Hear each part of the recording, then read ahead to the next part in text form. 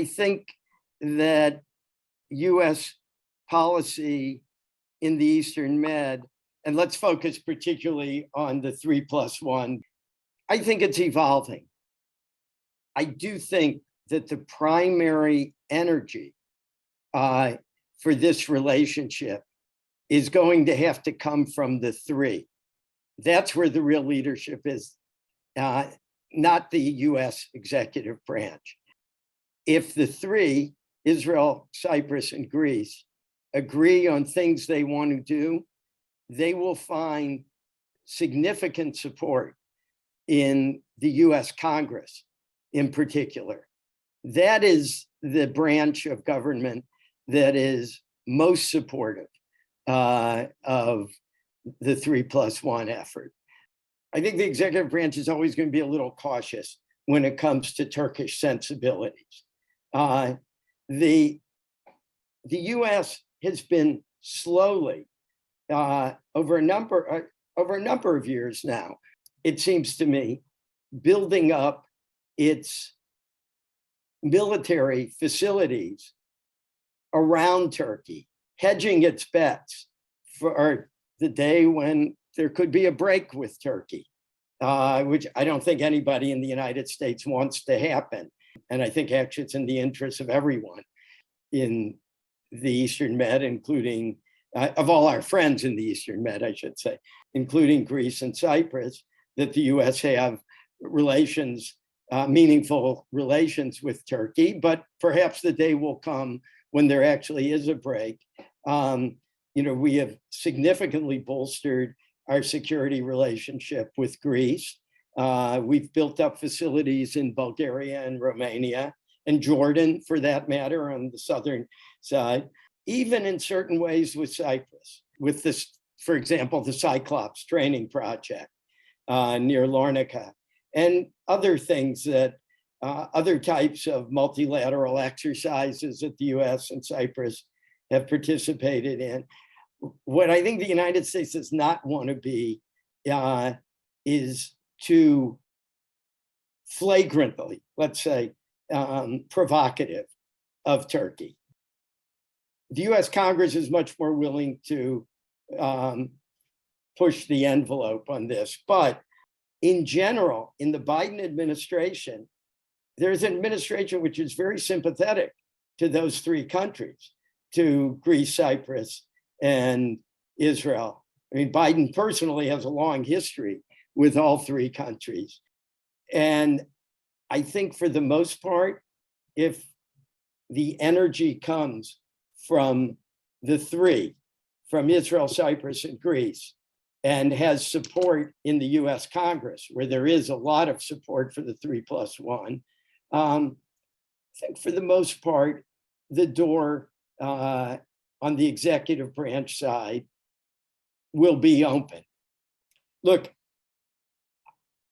when Pompeo was, I'm a Democrat, I was no fan of the Trump administration, but I would acknowledge that Pompeo, when he was Secretary of State, had a deep personal interest in this matter. And he was the one who started the +1 meeting with the three. And I think the Biden administration was hesitant at first to embrace it. But now there has been a virtual meeting on May 9th, as you know, of Secretary Blinken with the foreign ministers of Greece, Cyprus, and Israel. And they have pledged to have a face-to-face meeting and before the year is out, as well as to prepare a roadmap of common projects to work together on. And for the most part, those are in the realm of, let's say, economy and environment, but not, and energy, but not exclusively. I mean, there's also counterterrorism was listed in the communique, and as well as emergency preparedness. And I think these are items that the administration is committed to. I think the process will go forward legislatively. It's now been established that there will be a parliamentary dialogue between the parliaments of the three Mediterranean countries and the US Senate, as the legislation is written. I have to say, as somebody who used to work as a staffer in the House of Representatives, I'm a little sorry that the House isn't included in that. I'm a little puzzled by it. I think it should be. But I think I have some understanding of why, actually. But I do know that there is a lot of support in the Senate, particularly Senator Menendez is a very strong Senate Foreign Relations Committee chairman and very supportive of this.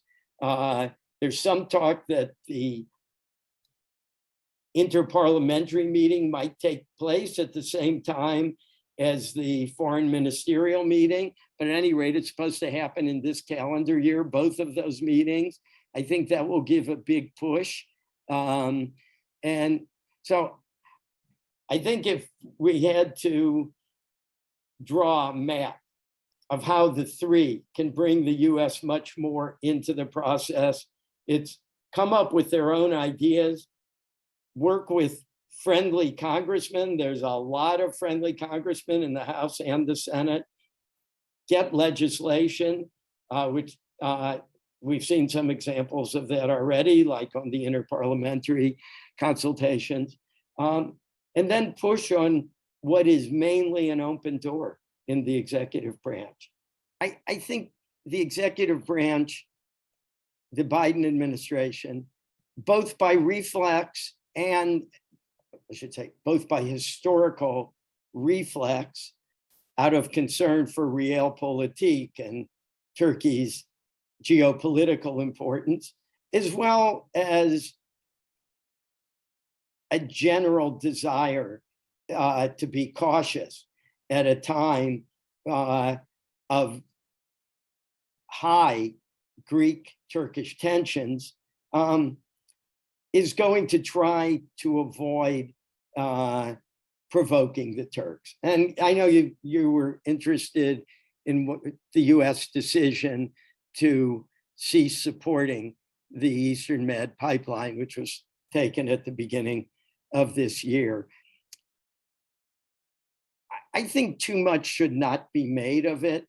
On the one hand, I think all three countries, Greece, Cyprus, and Israel, were annoyed by it. And I think it was not handled well the way it was done. And perhaps one could say, what business is it of the United States anyway?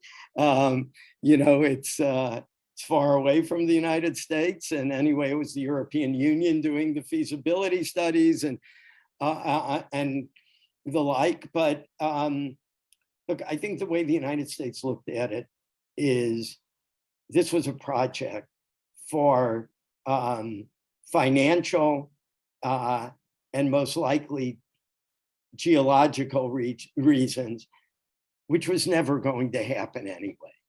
And it was upsetting Turkey and contributing to Turkey's, at least seemingly contributing to Turkey's provocative actions, very provocative actions in the Aegean and beyond.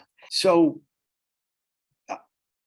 why provoke Turkey further for a project that's not going to happen anyway? And for the sake of energy exports, which probably are best handled through LNG. So, of course, the US government was not going to say there was a Turkish factor, but I think that's what it boiled down to. They didn't believe the project would happen anyway. They believed it was contributing to tensions which were being provoked by Turkey, and they thought this would ease things a bit. Honestly, I don't think the US executive branch could politically withdraw support from the 3+1. But this is an organic relationship. This is something that Greece, Cyprus, and Israel developed that evolved over time, quite quickly over time. And then, of course, the notion of a formalized trilateral, that really came from the Hellenic side of the equation. But this was real. This was not something invented in Washington. and imposed on the sides. That's what makes it a strong relationship. And the energy, I think, will have to continue to come from the three. It's not as if the executive branch is hostile to the relationship. It's not. It just prefers to do things in a way that isn't so provocative to Turkey and that doesn't create greater tensions in the Aegean. I think the US itself is very concerned about Turkey's direction. They want to be cautious not to do anything that pushes Turkey further away from us than it already is, particularly as that could lead to something that would be disastrous for the region and if there were open hostilities. So the US has to walk that line between supporting the trilateral relationship of Greece, Cyprus, and Israel, and managing tensions in the region.